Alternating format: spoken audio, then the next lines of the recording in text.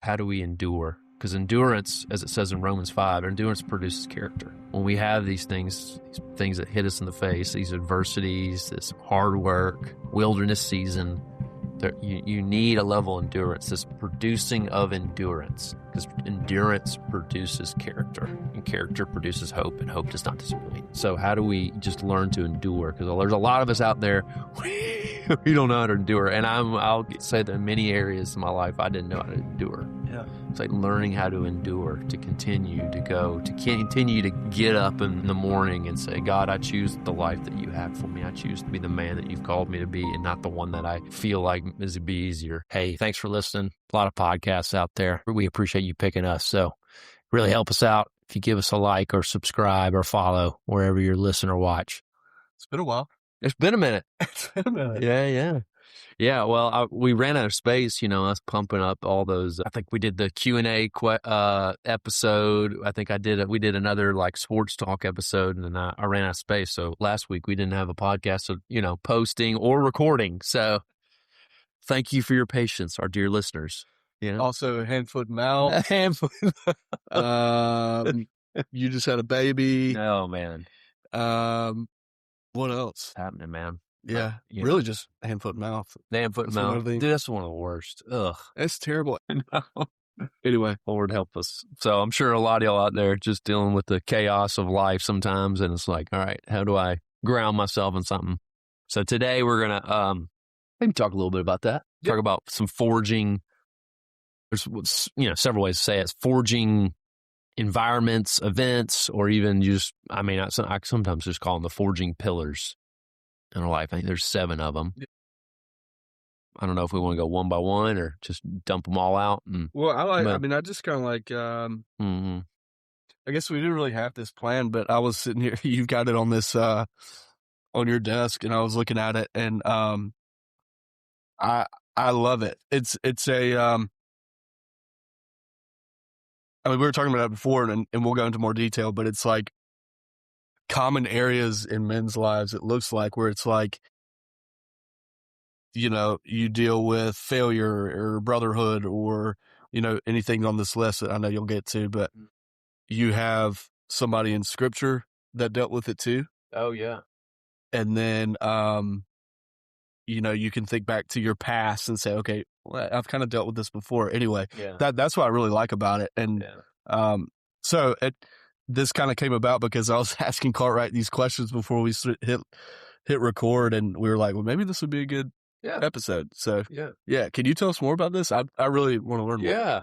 I think, the whole premise of this show, right, is, the man you want to become is through the challenges you embrace. I think a lot of us as men, one, I think we said it, I've said it 2 ways before to you, Bo. It's like, there's the challenges to come that we want to prepare men for so that they can fully embrace it and not try to avoid it or look around, because it's going to happen. But then 2, there's the reflective nature of this podcast, where I want men to look back and go, you've already been through a lot, forging moments in your life, things that have humbled you, broke you down, built you up, that have really forged you in the man you are today. You just really haven't looked back, taken the time to reflect and gone, oh, okay, God brought me through that.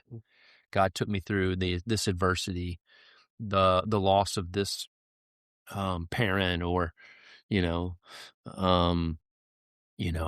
was a hard season, 3 years in my job where I was working 10, 12-hour days, and I just needed to. Or, for me, it was, I didn't meet my wife until I was 36, dealing with being single for that long, and every one of your friends is starting to have kids and build careers, and, there's just so much in our life, and there's 7 of them 7 ways we can look at it.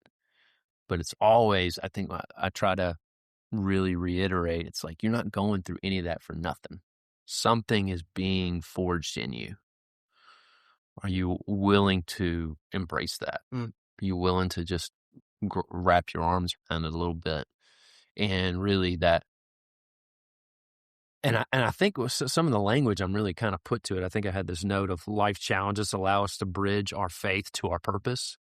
There's we go to Bible study, we go to church, we hear all the scriptures, and we learn more. And it's like, man, it's really good. And sometimes it's really encouraging, and sometimes it's needed. Sometimes it just feels like, in one ear out the other. But it's like all of that is really shaping, is God really honing in, okay, one, defining who he is for us, and we understand more about the nature of God and the power and the beauty and love of God.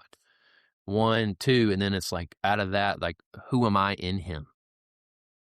But ultimately, no, I shouldn't say ultimately, because I think our purpose has to step out of our identity. But like ultimately, it's like, all right, then now why am I here? So I think that by understand, like, and if you won't really be grounded in those three things: who God is, who I am, why am I here on this earth, until you've really been through something, till you're really getting punched in the face, it's just like that old, I think the other day I listened to that, short that, from one of our earlier episodes of just like, can somebody truly be a high person of character or even a purpose, if they had an easy life? Yeah. It's like, the answer is probably no. I shouldn't say probably, it is. Like, yeah, you get, so yeah, it could be just a way to tee up. Yeah, it's almost like the verse, I think it's in 2 Corinthians.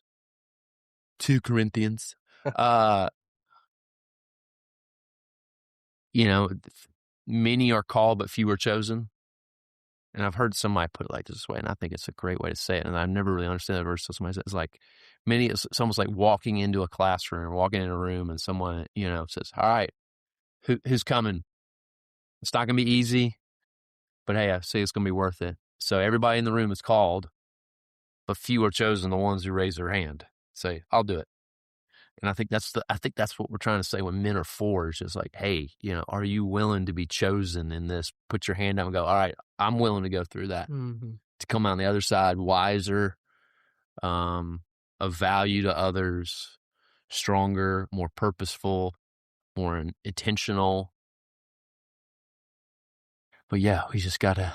It's like this. So this has already happened. So I just want to encourage our listeners. It's like, this is already happening to you right now. Are you willing to embrace it, or are you feeling that discomfort, that tension, and just stewing about it, or you're trying to blame somebody else, or are you actually listening to the Holy Spirit and what He's saying and what He's trying to teach you?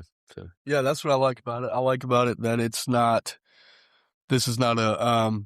I guess we could call it a course, right? I mean, it's kind of like it's becoming 7, one. Yeah, it's becoming a course. Like the 7 forging environments is what this thing is called. Yeah. It's not, the purpose is not to teach you how to work around these things. It's to teach you, hey, this is what you're actually going through. Yeah. This is how you get through it and learn through it. Yeah. Instead of like, prepare yourself for it. I feel like a lot of stuff these days, like it's always teaching you like how to avoid what's the easy button? What's the easy button? Yeah. And I don't want to, dismiss some of that, right? I think, a lot of great technology and things have come out of people going, hey, we could do this much simpler. Yeah. Or much easier. Yeah. But you still got to do it. Yeah. It's like, even like, something you've done is building a website. It's like, that's gotten much easier these days in the last 10 years. For sure. Much easier to do. But you still got, work to do and put things in place and, anyway. Yeah. So, well, so what I'd like to do, I'd like to kind of ask you, maybe we'll get through 1, 2, 3 of these maybe. And then next time we're going to do it. Yeah. Yeah. But I want to ask you about at least the first 2, maybe 3. The first one being the wilderness. Oh man. So this is, I'm reading Cartwright's notes. So, but God often forms men away from comfort and crowds. What do you mean by that? Okay. So this one is really good because it's similar to Joseph Campbell, Hero's Journey. You know what that one is? So, Story Brand by, Donald Miller. Yeah, he bases his whole branding system off of that. we need a hero, a guide, a story, all that. Yeah. That's how we help. We sell others as we become the guide in their story. Anyway, but that, anybody, Joseph Campbell, the hero's journey, there's the call. I think Moses in here, he had to leave, he was the prince in the palace, and then, then he had to step away in the wilderness for 40 years. Yeah. As a shepherd, right? You left the comfort of the palace and went in the wilderness. You see this throughout Scripture. You see this throughout, stories and history. I've mentioned Lord of the Rings. This, like Frodo leaving the Shire. Nerd. You want to get really nerdy? Luke Skywalker's another one. Anyway, you could see this, that because it's a human thing. I think God, when He calls us, He pulls us out of our normal so that we gain perspective, understanding, clarity. And for me, I had to, I left Birmingham and moved to California. I was 26, in the middle of the wilderness. I ran a lot of Southerners. Anybody's been to Jay Tranch, but I was 26 with a bunch of 19, 20-year-olds. I was a maintenance guy, and no one knew me from Adam. They didn't know my last name. They didn't know who my parents were. They didn't care what, fraternity I was in, all that, right? I had to leave some of those normals to really start discovering who I am, like I have in my notes, sometimes. So, sometimes it's like you could say isolation. It's not necessarily isolation, but adventure or wilderness or stepping out from the normal forces a man to confront who he is, what he believes, and what he fears. So when we remove those distractions, those unknowns, we can really kind of start breaking things down. When I'm not constantly in my normal comforts, I don't have the constant pull to pull me out away from those thought processes of what really matters to me. And I don't think it's necessarily a physical thing where you have to leave your normal, but I think you do have to So you think there's a way to do that without like guys in their 20s and 30s that are listening to this that, maybe married, maybe even had kids? What would be a way they could do that? I think for some people it could be just, hey, I need to leave my 9-to-5 job and that comfort. That could be it. I'm not saying that's what everybody needs to do. It could be, hey, I need to probably stop buying alcohol. I mean, I remember I had lunch with a guy. Well, it was a while back, but he was like, yeah, I just started realizing I was, before dinner, I'd drink, make me a glass of whiskey and pound that, and then have one or two in the middle of dinner, and then, then have one before bed. And I was like, just that comfort of it's like, hey, I don't think I was an alcoholic, but that's what I was doing. I was acting like one. And then it's like, I had to completely just get alcohol out of my house. Yeah. That comfort, right? That kind of stuff of hey, I was disconnecting from family. I wasn't sleeping as well, right? You get you detach from that stuff sometimes, and it can bring clarity. It doesn't always have to look like leaving your own town, right? Because there's a lot of guys, married, kids, and you can't really do that. But yeah, I think it's all looks different, all within our relationship with God. I think sometimes I really love this kind of stuff because it's bring clarity and reflection, hopefully, to some of y'all. But it's not a one size fit all. There's no formula that I'm trying to give here. But I think you got to do it within your relationship with God. But I hope this gives a framework. Not saying quit your job. No, I'm not saying that. Some of y'all, maybe it is. Maybe it really is. I mean, granted, if you got wife and kids, wait till you got something else. Yeah. But but I think there is something it looks different from all of us, and I hope this gives a framework. But that's what I needed to do. Yeah, I think probably. That's what I need. And with this course, I mean, I think that I'm already having ideas of what that could mean for me. I mean, I feel like when you hear this, you know, you know what it means, what I could isolate myself from, not necessarily isolate myself from my family or my kid or anything. I'm not going to say, hey, I need to take a trip for a month. But it's, hey, maybe at night read a book instead of being glued to whatever it is on TV, or just kind of get out of your normal routines in a way that require you to focus more on God or what you need to maybe shed in your life. Is that somewhat on the same? Yeah, I think just challenging your everyday thought processes and allowing yourself to really, what it is, it grounds you and digs deeper into really what you believe about who you are, who God is, and kind of address some of the bigger stuff of like, I keep going these comforts because I'm afraid of something. Yeah. I think that's sometimes is like, hey, we're not willing to confront our fears. It's a really good escape sometimes. Yes. Yeah. It's a really good escape sometimes. Mm-hmm. Yeah, I'll have something that I'm need to probably deal with. Yeah. And I'll be like, I'll just watch random videos on YouTube. Yeah. You know what I mean? Yeah. I'll numb myself out a little bit. Numb yourself out. Yeah. Uh-huh. Yeah, I totally get that. Another example too, I was thinking of, we've got Moses on here. Obviously, David, he spent years hiding in the desert while he was getting chased around by Saul. John the Baptist was in the wilderness. Also, and Jesus spent 40 days in the wilderness fasting right after he got baptized, right? Yeah. Right before his ministry started. That's what's interesting. You talking about the call and then the wilderness phase is like, that's what I mean. Well, we see it all throughout scripture and literature. It's like Jesus had this big moment, this is my son who I'm well pleased. Like this is, they say, a lot of scholars say this is the beginning of his ministry. This is when it started.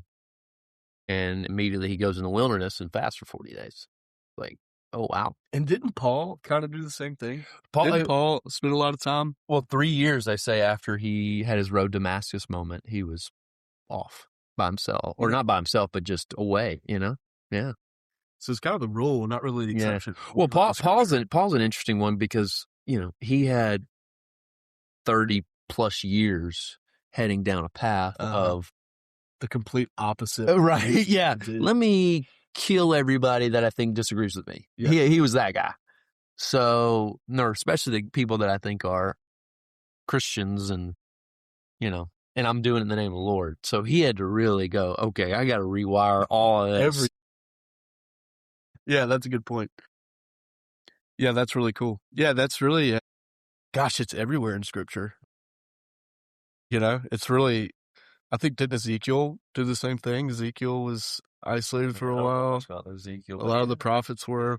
I mean, there's a great story in 2 Kings of Elijah going away and, God telling him, putting him down, get him to take a nap. Yeah, right. Yeah, get a meal, take a nap, take a second. I could use some of that in my life. All right, the second one, hard work and obscurity. Before public leadership, many biblical figures were formed in ordinary work where no one really noticed. Yeah. Talk about that. Yeah, there's something to, I mean, Zechariah 4:10, do not despise these small beginnings, for the Lord rejoices to see the work begin. I think, there's something to when I'm doing things in secret out of excellence just for me. There's or I'm doing it just purely because I believe God's called me to it. There's something about, hey, I'm just putting my hand in the plow. There's been many moments. Just you learn so much. I think as young men, right? Those guys in your 20s is like,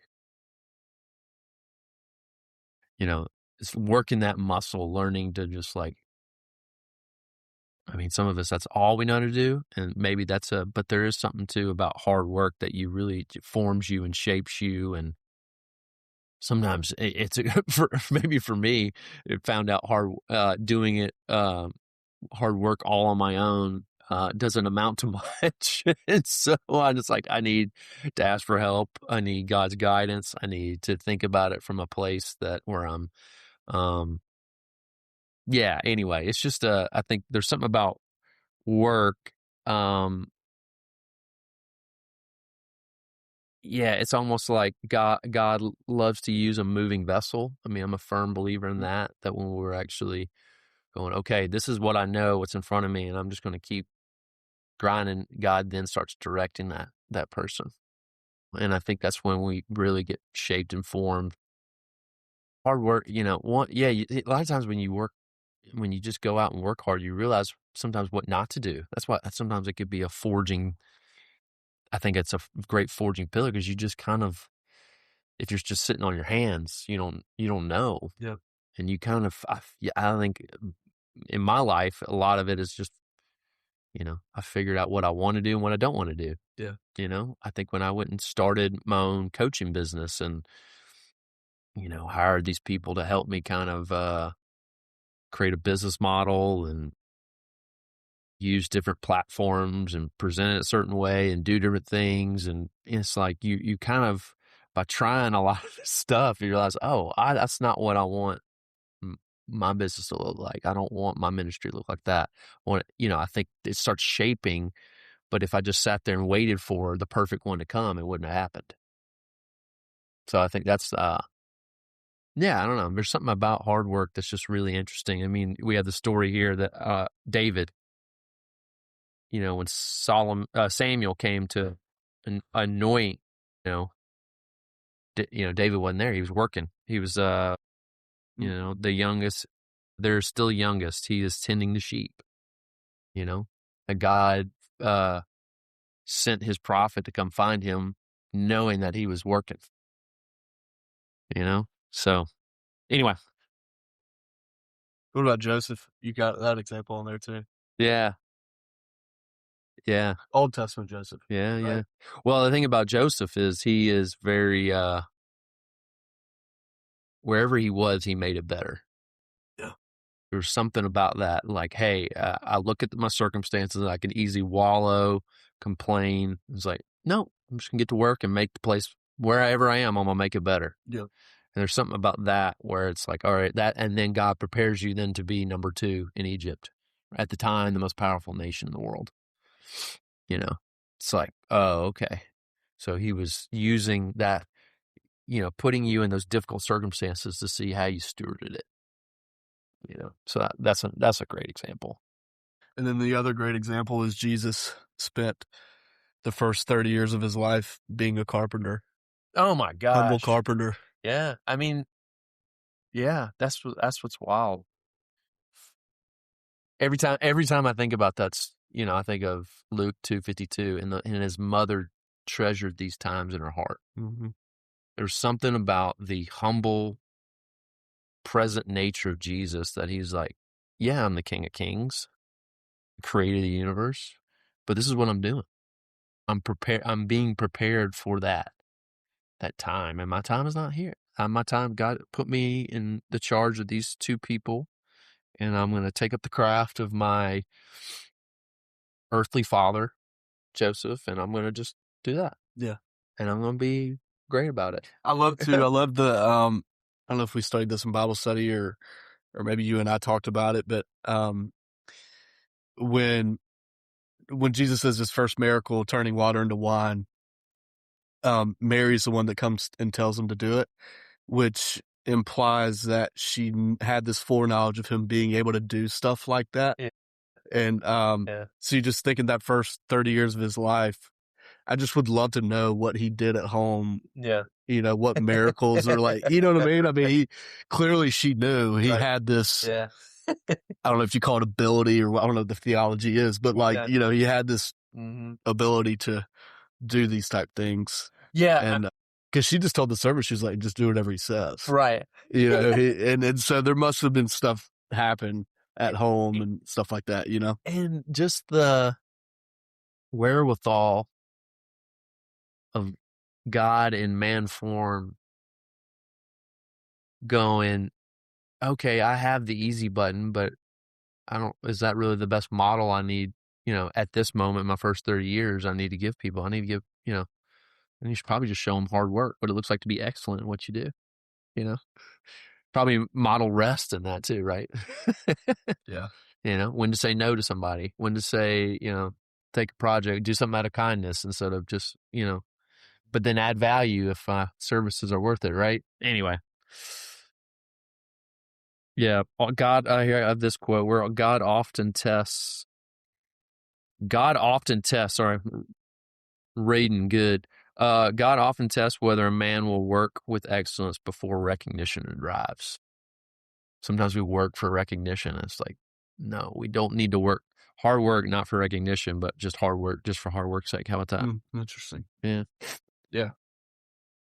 Anyway. Yeah. I like that a lot. Mm-hmm. All right. The third one is what you hear football coaches always say in their interviews. Face some real adversity tonight, boys. Yeah, we got hit with some adversity in the first half, but anyway, number 3 is adversity and injustice. Oh, man. Sorry, I feel like the adversity word is ruined for me now.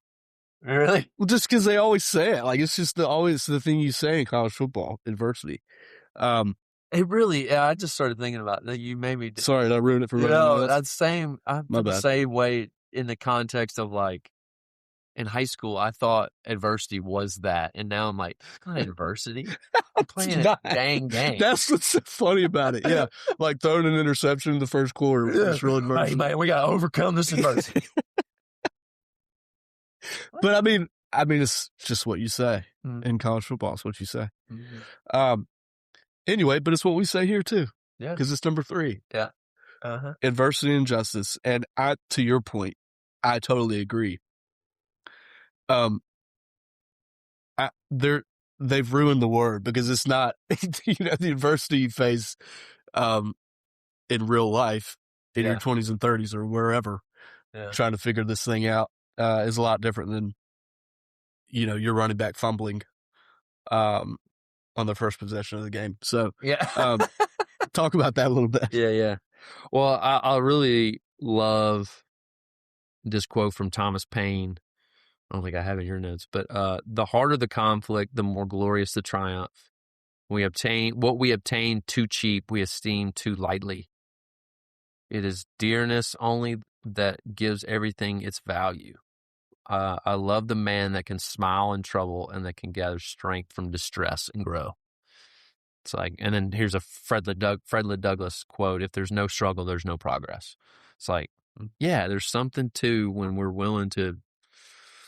Or how about Mike Tyson? Everybody's got a plan to get hit, right? It's like, it's like you really find out the quality of man you are when you're willing to take a punch and just kind of, when life hits you and you just kind of lean into it a little bit more.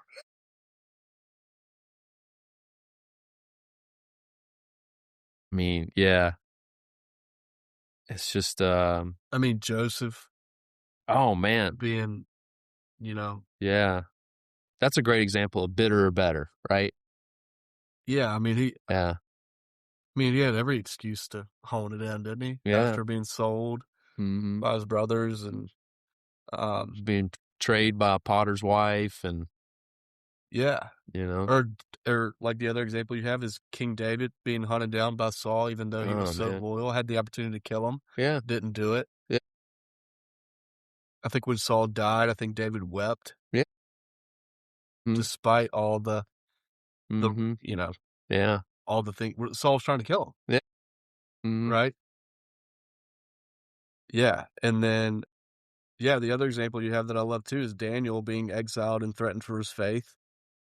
Coming in, offering so much wisdom, helping people, helping the king. Yeah. Interpreting dreams, doing all these things. And then when he won't worship what you want him to worship, you're just willing to kill him. Yeah. Obviously, he survives. And then he doesn't turn away from what he was doing before at all. He does it again. And he's still helpful, still doing these things, offering all this wisdom. And then ultimately, what happened to Daniel was he was elevated throughout the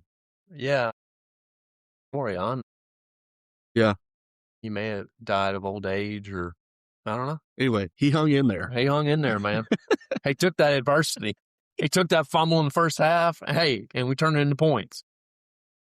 Be like Daniel tonight, boys. When he was faced with that line. It was like that D line right there. I remember, it's so off topic, but you remember obviously Hoover High School two-a-days. Oh my gosh. I remember there was a clip where they went to a church before a game and the preacher was giving them like a talk about like, tonight you need to be like the warriors in the Old Testament, stuff like that. It's like, yeah. Anyway, that's not what we're talking about here. Yeah. Right? Or is it Cartwright? Is that the inspiration for this? Yeah, but I mean, adversity has different.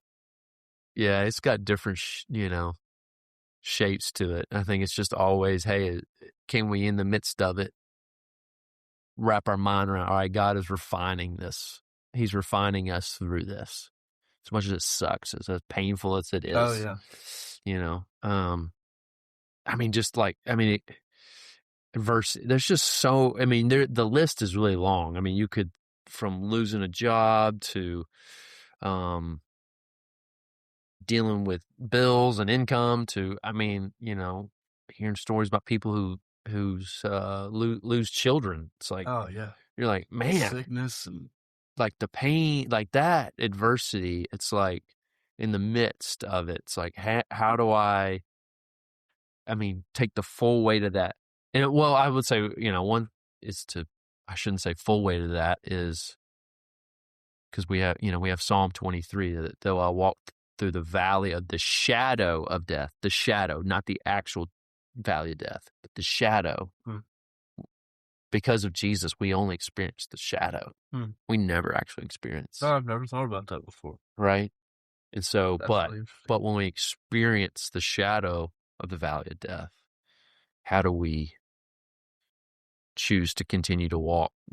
Lo, you are with me. Your rod and your staff, they comfort me.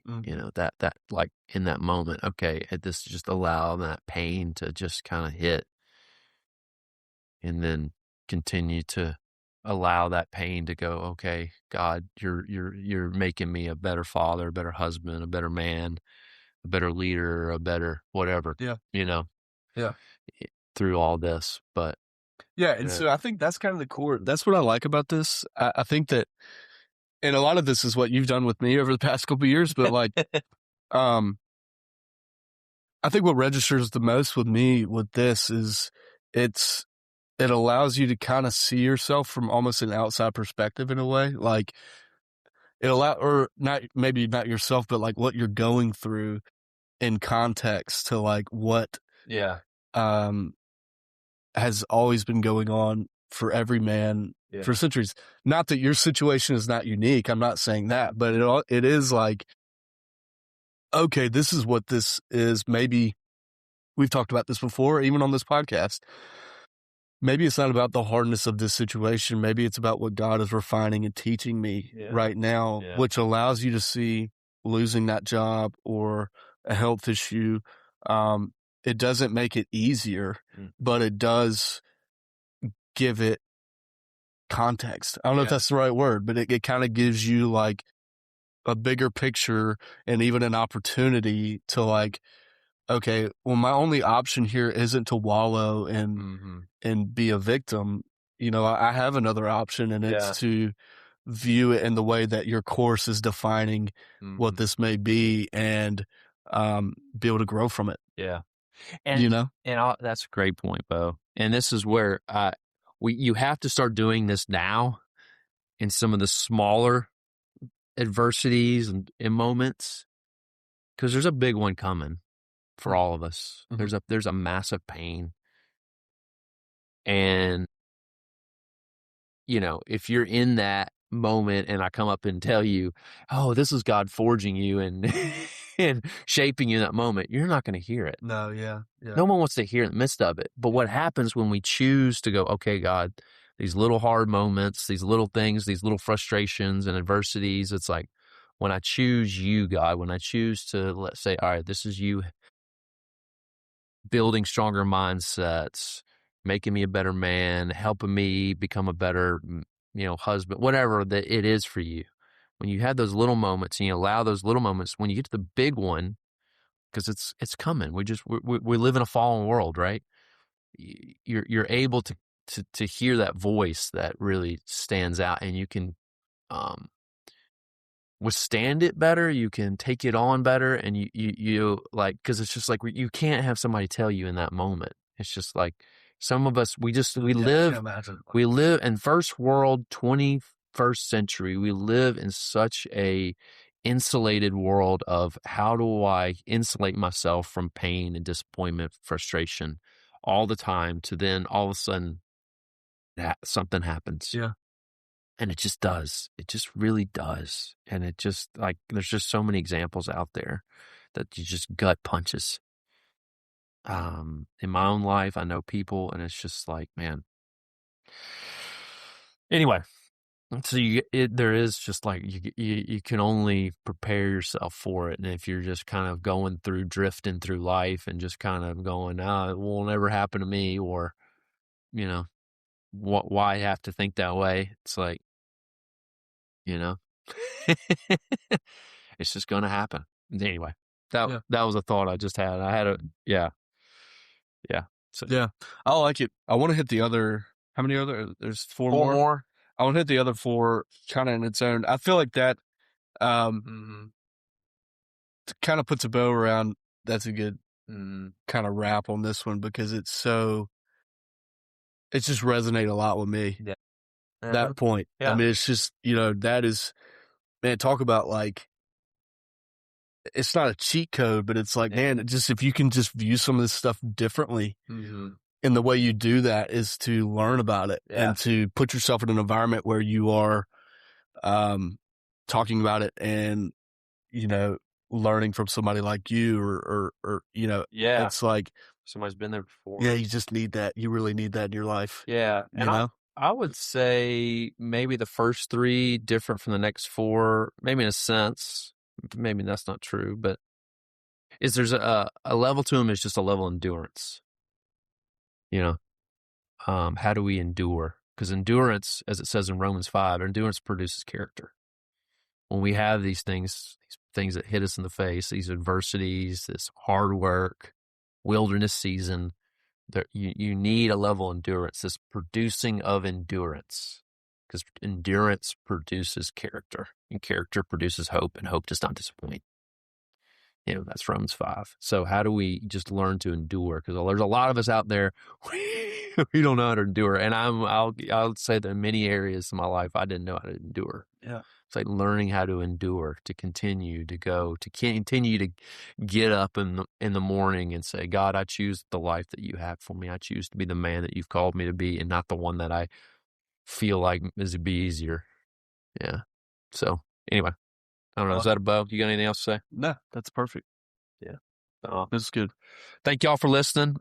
Make sure you check out the link in the bio to send in questions. We love answering questions. And also, I would love, sometimes we just love to know what resonates. So feel free to send an email to Cartwright@mentorforge.com, or maybe if you feel more comfortable, send it to Bo at mentorforge.com. Bo has an email address, guys. Got an email. Yeah. How about that? Hit me up. Hey guys, Cartwright here. Excited about what we're doing at Mentor Forged. If you want to participate in one of our episodes, please send in a question. We want this podcast to answer the questions you're asking. In the description, click that link. Hey, thanks for listening. We'll see you next time.